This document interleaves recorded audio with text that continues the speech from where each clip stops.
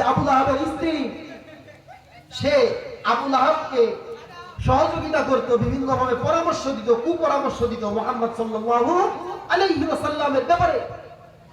এই উম্মে জামিল মুহাম্মদ সাল্লাল্লাহু আলাইহি ওয়াসাল্লামকে খোঁজাখুঁজি শুরু করে দিল। এমন তো অবস্থায় কাবা ঘরের পাশে এসে দেখলো যে হযরত আবু বকর রাদিয়াল্লাহু তাআলা আনহু ও রাসূলুল্লাহ সাল্লাল্লাহু আলাইহি ওয়াসাল্লাম তিনারা দাঁড়িয়ে আছেন। এমন তো অবস্থায় কোন কোন বর্ণনায় আসছে আবু লাহাবের স্ত্রী উম্মে জামিল রাসূলুল্লাহ সাল্লাল্লাহু আলাইহি ওয়াসাল্লামকে দেখে লাঠি হাতে করেছেন। কোন কোন বর্ণনায় আসছে, উহুল মানির বর্ণনায় আসছে যে রাসূলুল্লাহ সাল্লাল্লাহু আলাইহি ওয়াসাল্লামকে দেখে উম্মে জামিল আবু লাহাবের স্ত্রী পাথর হাতে করেছে, আল্লাহ রাসূল সাল্লাল্লাহু আলাইহি ওয়াসাল্লামকে পাথর নিক্ষেপ করবে। এমন তো অবস্থাতে এই উম্মে জামিল যখনই রাসূলুল্লাহ সাল্লাল্লাহু আলাইহি ওয়াসাল্লামকে মারার জন্য তেড়ে আসলো, যখনই আবু বকর রাদিয়াল্লাহু তাআলা আনহু এবং রাসূলের কাছাকাছি আসলো, আল্লাহ রাব্বুল আলামিনের মহিমায় আল্লাহ রাব্বুল আলামিন উম্মে জামিলের চোখের উপরে পর্দা দিয়ে দিলেন। হযরত মুহাম্মদ সাল্লাল্লাহু আলাইহি ওয়াসাল্লাম সামনের পরে দাঁড়ায় থাকার পরেও উম্মে জামিল আবু বকর রাদিয়াল্লাহু তাআলা আনহুকে জিজ্ঞাসা করতেছেন, ও আবু বকর, তোমার বন্ধু মুহাম্মদ কোথায়? জোরে বলো আল্লাহু আকবার। সূরাতুল লাহাব, এই সূরাটি আল্লাহ রাব্বুল আলামিন মাক্কি সূরা। এটি রাসূলুল্লাহ সাল্লাল্লাহু আলাইহি ওয়াসাল্লামের জীবনে মক্কা জীবনীতে আল্লাহ রাব্বুল আলামিন নাযিল করেছেন এবং আল্লাহ রাব্বুল আলামিন এই সূরার মধ্যে মাত্র 5টি আয়াত রব্বুল আলামিন দিয়েছেন। এই জন্য আমরা যে আয়াত এবং যে সূরা তেলাওয়াত করেছি, আল্লাহ তাআলা চাইলে এর উপরে কথা বলার চেষ্টা করব। ওয়া তাওফীক ইল্লা বিল্লাহ। রব্বুল আলামিন সূরাতুল লাহাবকে বান্দাদের উপকারের জন্য, বান্দাদেরকে কিছু দিক নির্দেশনা দেওয়ার জন্য আল্লাহ রাব্বুল আলামিন এই সূরা লাহাব নাযিল করেছিলেন। সুবহানাল্লাহ। সেটি হলো আল্লাহ রাব্বুল আলামিন এই সূরা লাহাবকে একটি ঐতিহাসিক সূরা হিসেবে আল্লাহ রাব্বুল আলামিন পরিণত করেছেন, যেটা রাসূলুল্লাহ সাল্লাল্লাহু আলাইহি ওয়াসাল্লাম তিনি তিনার বংশীয় মানুষদেরকে ইসলামের দাওয়াত দেওয়া শুরু করলেন। রাসূলুল্লাহ সাল্লাল্লাহু আলাইহি ওয়াসাল্লাম তিনার বংশীয় মানুষদেরকে ইসলামের দাওয়াত দেওয়া যখন শুরু করলেন, সর্বপ্রথম রাসূলুল্লাহ সাল্লাল্লাহু আলাইহি ওয়াসাল্লাম যখন তিনার গোত্রের মানুষদেরকে, বংশীয় মানুষদেরকে ইসলামের ছায়াতলে আসার জন্য আহ্বান জানাচ্ছিলেন, সেই মুহূর্তে রাসূলুল্লাহ সাল্লাল্লাহু আলাইহি ওয়াসাল্লামের উপরে একটি বিভীষিকাময় ঘটনা ঘটে যায়, যার প্রেক্ষাপট কে আল্লাহ রাব্বুল আলামিন উম্মতদের কাছে ওপেন করার জন্য আল্লাহ রাব্বুল আলামিন সূরাতুল লাহাব নাযিল করেছেন। সুবহানাল্লাহ। অর্থাৎ রাসূলুল্লাহ সাল্লাল্লাহু আলাইহি ওয়াসাল্লাম এমন একজন মানব, যে মানবকে আল্লাহ রাব্বুল আলামিন রূহের জগতে সমস্ত রূহকে আল্লাহ তাআলা সৃষ্টি করার আগে, সকলের আগে আল্লাহ রাব্বুল আলামিন আমাদের নবী, আমাদের নেতা হযরত মুহাম্মদ মুস্তাফা সাল্লাল্লাহু আলাইহি ওয়াসাল্লামের রূহকে আল্লাহ সুবহানাহু ওয়া তাআলা সকলের আগে সৃষ্টি করেছিলেন। সুবহানাল্লাহ। সম্মানিত বন্ধুগণ, হযরত নবী করিম সাল্লাল্লাহু আলাইহি ওয়াসাল্লাম এমন একজন মানব, রাসূলুল্লাহ সাল্লাল্লাহু আলাইহি ওয়াসাল্লাম এমন একজন নেতা, যেই নেতার উপরে আর কোন নেতা দুনিয়াতে আসবে না। যেই নেতা ছিল মানুষ দরদি নেতা, যেই নেতা নিজে না খেয়ে অপরকে খাওয়াতে পছন্দ করতে, এমন একজন নেতা আমাদের ছিলেন। তিনি হলেন হযরত মুহাম্মদ মুস্তাফা সাল্লাল্লাহু আলাইহি ওয়াসাল্লাম। রাসূলুল্লাহ সাল্লাল্লাহু আলাইহি ওয়াসাল্লামের জীবন দশাতে যখন তিনি তিনার গোত্রের মানুষদেরকে সাফা পাহাড়ের উপরে দাঁড়িয়ে গোত্রের মানুষদেরকে ডাকলেন, ডেকে তিনার গোত্রের মানুষদেরকে যখন তিনি দাওয়াত দিতে লাগলেন, যে আমার বংশীয় মানুষেরা, তোমরা যেই দেবদেবীর পূজা করো, সমস্ত দেবদেবীকে বাদ দিয়ে, সমস্ত দুনিয়ার তাগুতকে বাদ দিয়ে তোমরা কেবলমাত্র একমাত্র আল্লাহ রাব্বুল আলামিনকে তোমরা ইলাহ হিসেবে মেনে নাও।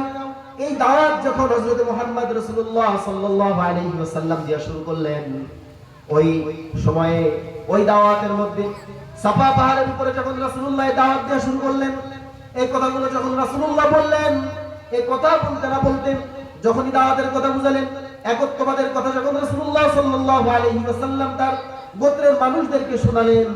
শোনানোর সাথে সাথে রাসূলুল্লাহ সাল্লাল্লাহু আলাইহি ওয়াসাল্লামের মুখের উপরে আবু লাহাব তার চাচা ছিলেন, এই আবু লাহাবের নাম ছিল আব্দুল উজ্জা ইবনে আব্দুল মুত্তালিব।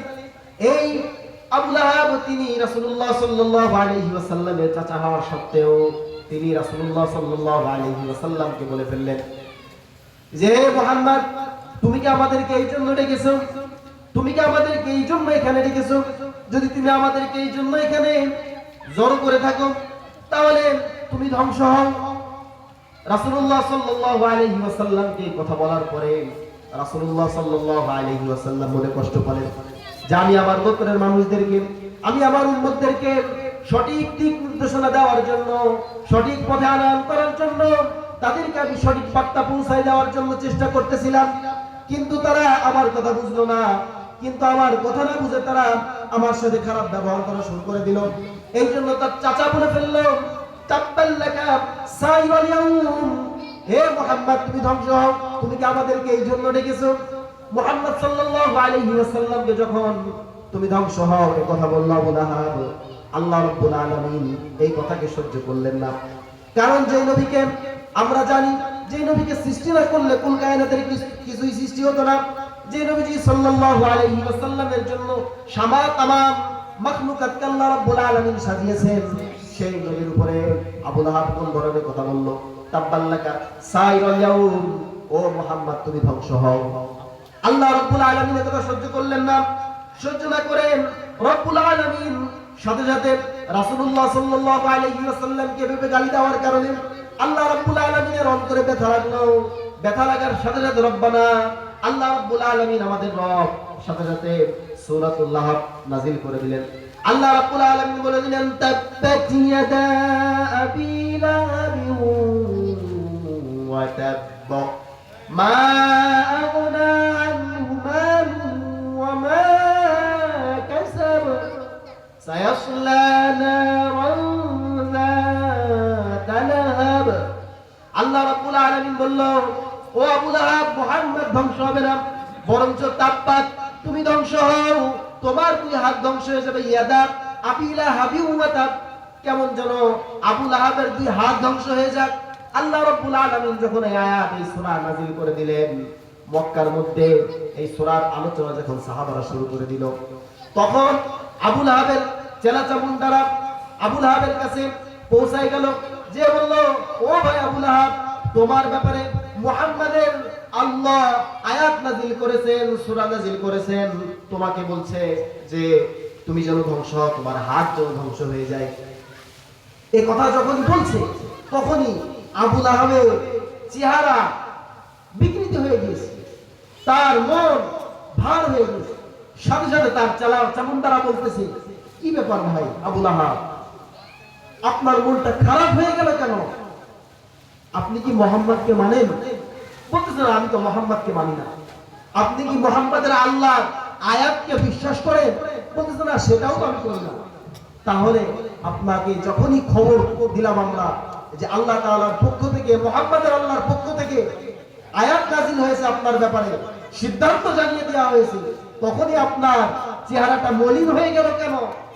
তখনই আবু লাহাব তাদের উত্তরে, ওই চেলাচামুন্ডাদের উত্তরে আবু লাহাব বলতেছেন যে আমি তাদের কথার উপরে বিশ্বাস করি না, কিন্তু আমার তো ভয় হয় মুহাম্মাদের আল্লাহ যেটাই বলে সেটাই তো দুনিয়ার মধ্যে বাস্তবায়ন হয়ে যায়। আল্লাহু আকবার।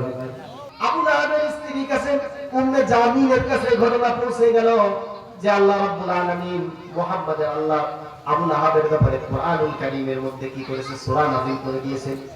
তখন উম্মে জামিল আবু লাহাবের স্ত্রী খেপে গেল।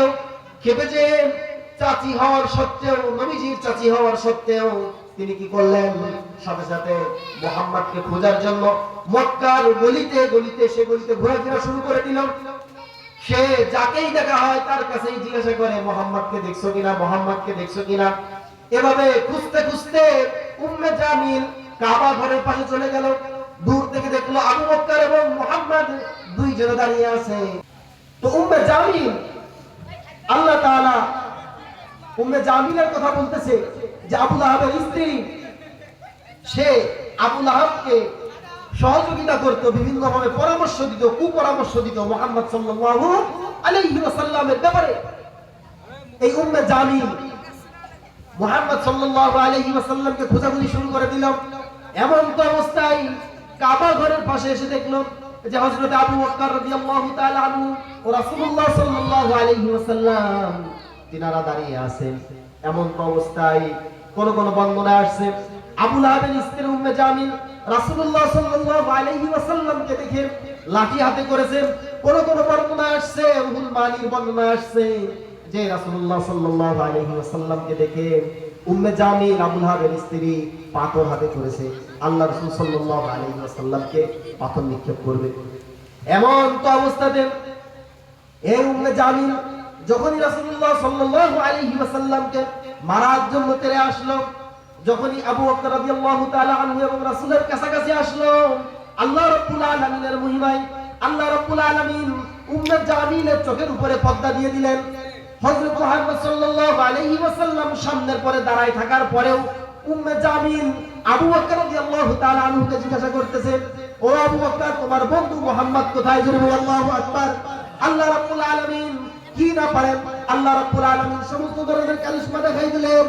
উম্মে জামিলের সামনে রাসূলুল্লাহ সাল্লাল্লাহু আলাইহি ওয়াসাল্লাম স্বয়ং দাঁড়িয়ে আছে, কিন্তু রাসূলুল্লাহ সাল্লাল্লাহু আলাইহি ওয়াসাল্লাম দাঁড়ায় থাকার পরেও আল্লাহ রাব্বুল আলামিন তার চোখের উপরে এমন পর্দা দিয়ে দিলেন, রাসূলুল্লাহ দাঁড়ায় থাকার পরেও, রাসূলুল্লাহর জায়গায় স্টেট থাকার পরেও তিনি রাসূলুল্লাহকে দেখতে পেলেন না।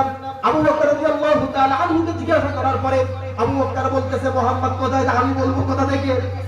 আল্লাহু আকবার। এই জন্য আল্লাহ রাব্বুল আলামিন হযরতে রাসূলুল্লাহ সাল্লাল্লাহু আলাইহি ওয়াসাল্লামের উপরে যারাই অবমাননা, যারাই অত্যাচার করতে চেয়েছে, যারাই বদদুয়া করেছে, আল্লাহ রাব্বুল আলামিন কিয়ামত পর্যন্ত ওই সমস্ত কাফের মুশরিকদের, দিন তাগুতদের ব্যাপারে আল্লাহ রাব্বুল আলামিন কুরআনুল কারীমের মধ্যে আয়াত নাযিল করে দিয়েছিল। এই জন্য বর্তমান যুগে যারাই রাসূলুল্লাহ সাল্লাল্লাহু আলাইহি ওয়াসাল্লামকে নিয়ে বিরোধিতা করবে, রাসূলুল্লাহ সাল্লাল্লাহু আলাইহি ওয়াসাল্লামকে নিয়ে যারা কটূক্তি করবে, যেই সমস্ত নাস্তিকরা রাসূলুল্লাহ সাল্লাল্লাহু আলাইহি ওয়াসাল্লামকে গালি দিবে, বাংলার জমিনের ঈমানদার তাওহীদি মুসলমান কখনো এটা মেনে নেবে না। কথা বলেন ঠিক কিনা? এমন অবস্থাতে আল্লাহ তাআলা হযরতে মুহাম্মদ মুস্তাফা সাল্লাল্লাহু আলাইহি ওয়াসাল্লামের কথা জানিয়ে দিলেন, ও দুনিয়ার মানুষেরা, নবীকে মুহাম্মদকে তোমাদের নেতা হিসেবে দুনিয়াতে প্রেরণ করেছি।